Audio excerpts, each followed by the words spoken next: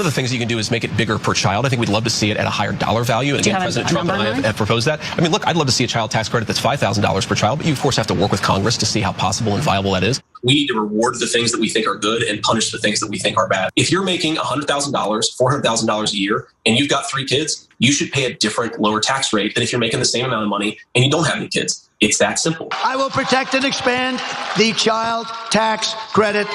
They're coming for the child tax credit. And they're doing so in order to implement more tax cuts for corporations.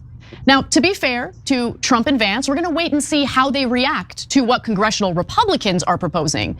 But we have some insight into what they want to do to ordinary Americans in order to justify massive tax cuts for corporations. Trump wants to lower the corporate tax rate from 21% to 15%, and he wants to extend the tax cuts for personal income taxes. Jeez, 21 to 15. He is really slashing that thing. That is bad. I remember thinking 21 was low. Like, it used to be in the 30s under George W. Bush. Most of which do benefit the rich, but some working class people got a little bit of a tax break as well. So what are they looking to do away with in terms of cutting some of the deductions that ordinary Americans get to benefit from in order to increase deductions for corporations? Well, let's get to those details. According to ProPublica, Republicans are internally working on proposals to pay for these tax cuts so the wealthiest among us can enjoy the tax cuts while single parents and poor families pay even more. And I'm not even kidding. This is literally what they're thinking about doing. So first up, ending tax breaks for people raising kids on their own. The provision would eliminate the head of household filing status to collect almost $200 billion more dollars in taxes over a decade from single parents and other adults caring for dependents on their own. The head of household status was created in the 1950s under the rationale that single parents should have a lighter tax burden. Eliminating it would affect millions of Americans, obviously largely women. By the way, I should note that the 2017 tax cuts that Donald Trump implemented cost $2 trillion. So they're looking to save $200 billion by doing away with the child tax credit for single moms. Yeah, these tax cuts are likely to cost over $4 trillion, the new ones. So guys, the child tax credit was one of the most popular programs under Joe Biden. He did it for the first year. And in fact, there's a good theory that his numbers dropped after they took away the child tax credit. That and kind of the withdrawal from the Afghanistan war. He got treated very poorly by the media for that. That was around August 2021 when his honeymoon period ended. So yeah, I also do think that Cenk's onto something in that Joe Biden stopped providing for people economically, and as a result of that, his approval ratings dropped. Because it was so popular and it worked so well and it eliminated nearly half of child poverty in America.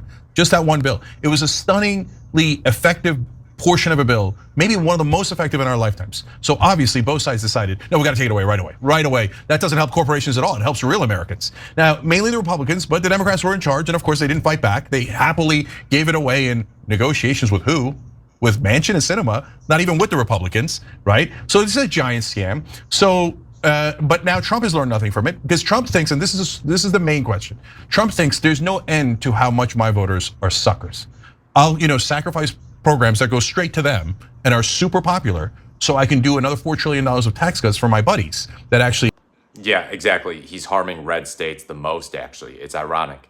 And we got to see how much they're going to forgive him.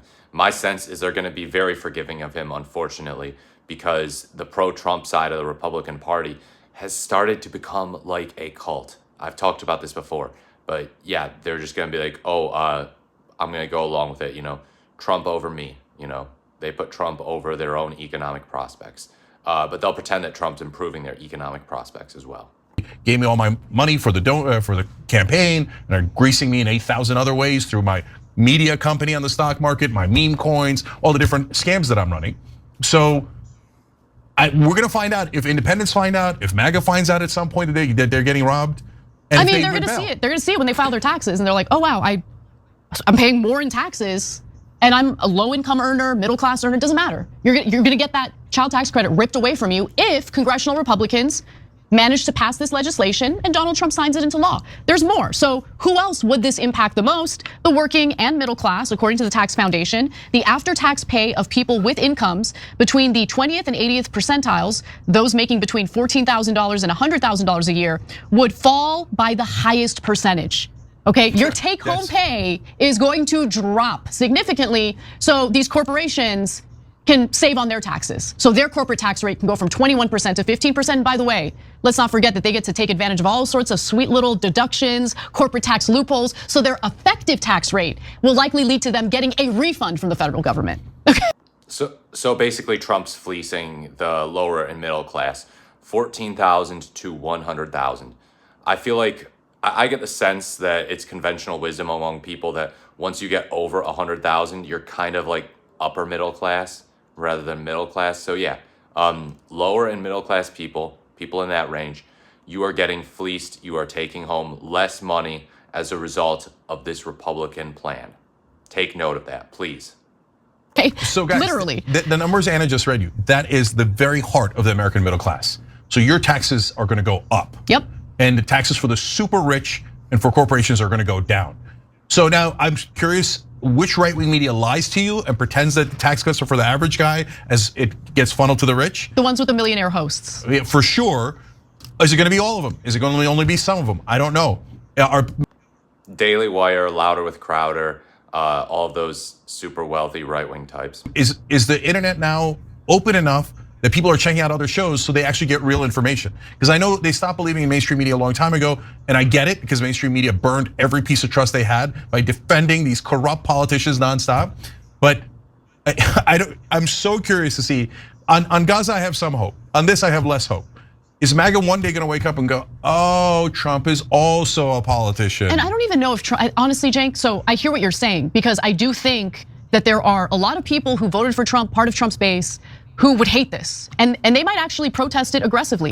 I don't know if Trump cares. At this point, it appears that he's gung-ho on increasing his own, financial opportunities. Yeah, and that's a great note to end on. Trump only cares about himself. I think that this is good for Cenk and Anna to talk about. I think it's helping to rehabilitate Cenk's credibility. He took a kind of big credibility hit among the left when he started going out there and saying, MAGA are populists too. They don't like Mitch McConnell and Dick Cheney, and those guys are total swamp creatures. They don't just oppose Nancy Pelosi, they're actual populists. And he was schmoozing it up with Charlie Kirk, who's very far right, very sycophantic to Donald Trump, pretty much just right-wing on every single issue. And he was getting applause at this event that he was speaking at. So yeah, he was just feeding them everything that they wanted to hear. But now it's like, okay, now Trump has taken office. He's doing stuff. Him and his Republican Party are doing stuff that is not helpful to the average American, that is harmful to the average American. 14,000 to 100,000. Driving a stake into the heart of the middle class, not helpful at all. So he needs to realize that the idea of Trump and the Republican Party under Trump becoming populist, it's nonsensical. It's not happening. And I think he's realizing that, fortunately.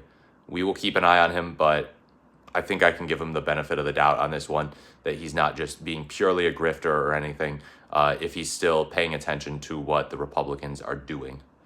Let me know what you think in the comments below. Please like, comment, or subscribe. Thank you so much for watching. This has been The Morris, The Merrier, and I look forward to speaking to you in my next video.